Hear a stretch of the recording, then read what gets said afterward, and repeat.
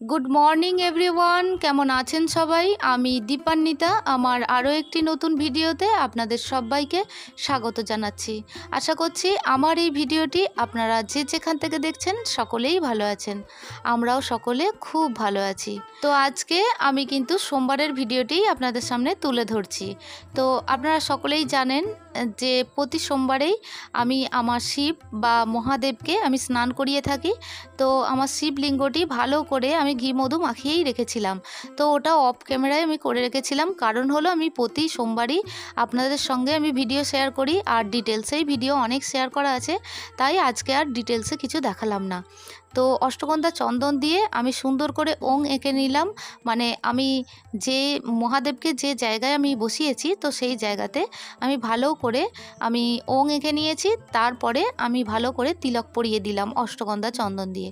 তারপরে এই যে আমার ছাদ বাগানে এখন অল্প অল্প করে আমি বললাম না বেলপাতা ফুটছে, তবে আপনারা অনেকেই আমার ছাদ বাগানটি এত পছন্দ করেন, তো মাঝে মধ্যে মনে হয় যে উপরে মানে ছাদে গিয়ে আমি ভিডিওটা ভালো করে ক্যাপচার করি, কিন্তু এতটাই গরম আর মাঝে মধ্যে এতটাই বৃষ্টি হচ্ছে, তো আমি কিছুতেই ক্যাপচার করতে পারছি না। তবে একটা ভিডিও আমি ক্যাপচার করেছি, অবশ্যই আপনাদের সঙ্গে শেয়ার করব। এত ফুল ফুটেছে আর এত অজস্র ফুল, এবং তার মাঝখানে আমার বেগুনি রঙের যে জবাটা ওটা মানে ফুটছিলই না। তো ইদানিং করে বেশ একটা একটা করে ফুটতে ফুটতে এক একটা গাছে প্রায় 4-5টা করে আমার বেগুনি রঙের, মানে বেগুনি আবার ব্লু টাচ আছে, জানেন তো। এত সুন্দর জবাটা যে কি ভালো লাগে। তো সেই জবাটি ফুটছে, তো আপনাদের একবার দেখাবো। তো আমার ওটা শিব মহাদেবকে বা আমার লোকনাথ বাবাকে দিতে আমার ভীষণ ভালো লাগে ওই ফুলটা দিতে। আর যেহেতু নীল ফুল বা নীলকণ্ঠ ফুল মহাদেবের ভীষণ পছন্দের, তাই আমার মনে হচ্ছিল যে গাছটিতে মানে ফুল ফুটছে না, তো কবে যে ফুল ফুটবে এটাই ভাবছিলাম। তো যাই হোক, ঈশ্বরের ইচ্ছা ছিল, তো তাই ঈশ্বর আমার ছাদ বাগানে ফুটিয়ে দিয়েছে ফুল। তো যাই হোক, এক বোন আমাকে কমেন্ট করেছে, তো বোনের কমেন্টগুলো আমি পড়বো।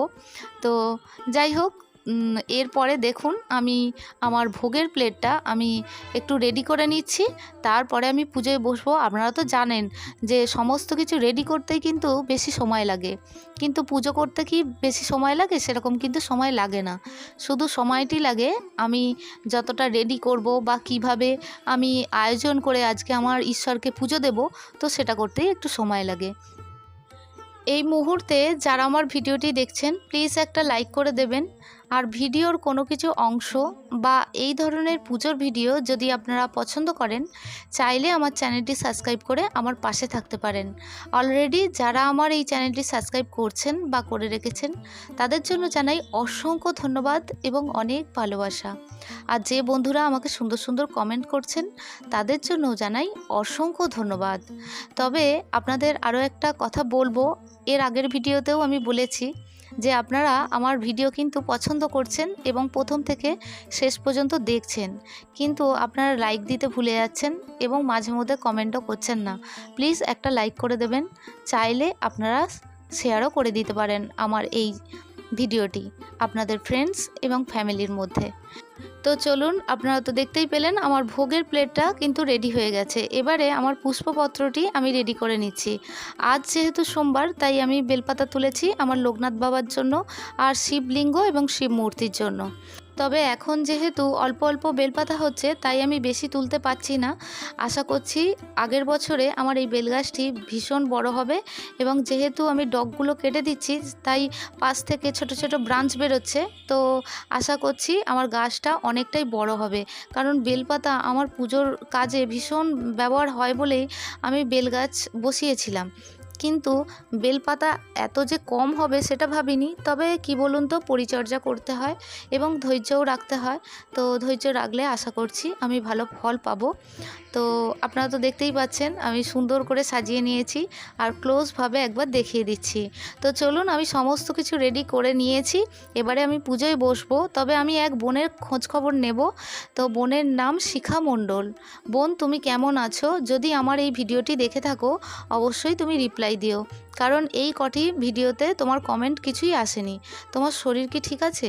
তো জানিও তুমি ভালো আছো কি, তোমার কোনো অসুবিধা আছে, বা তোমার সংসারে অনেক কাজের চাপ, বা তুমি আমাকে জানিয়েছো যে তোমার একলা হাতে তোমার সংসার সামলাতে হয়। তো তবুও বলবো, যদি আমার এই ভিডিওটি দেখে থাকো তুমি অবশ্যই আমাকে রিপ্লাই দিও যে তুমি কেমন আছো, আর এই দিদির বুক ভরা ভালোবাসা নিও। আর যদি সম্ভব হয় একটু কমেন্ট সেকশানের মাধ্যমে আমাকে জানিও। তো চলুন, আমি পুজোয় বসে পড়েছি, আর আপনাদের অনেক কমেন্ট আমার জমা পড়েছে।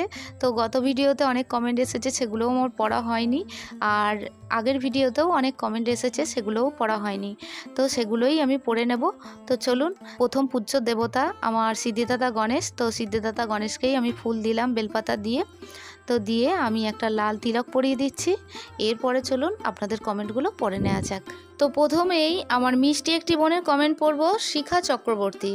তো বোন লিখেছে, তোমার গাছের ফুল দিয়ে পুজো করো দেখে আমার ভীষণ ভালো লাগে। তোমার ঠাকুর ঘরের দেবদেবীরাও এত ফুল ফুটিয়ে তোলেন, তুমি তাদের দেবে বলেই হয়তো। নিজের গাছের ফুল দিয়ে দেবতাদের পুজো করতে আমারও যে কি ভালো লাগে কি বলবো। খুব ভালো থেকো আর এইভাবেই পুজো করো।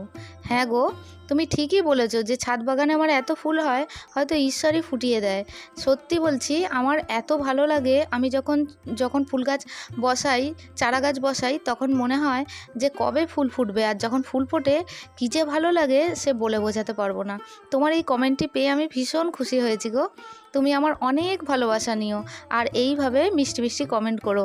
তোমাদের কমেন্ট পড়তে আমার ভীষণ ভালো লাগে, আর তুমি আমার অনেক ভালোবাসা নিও। তো এরপরে আমার আরও একটি মিষ্টি বোনের নাম জিজ্ঞাসা করেছিলাম, তো বোন জানায়নি। তো বোন, সম্ভব হলে তোমার নামটি জানিও, তোমার কমেন্টটি আমি পড়ছি।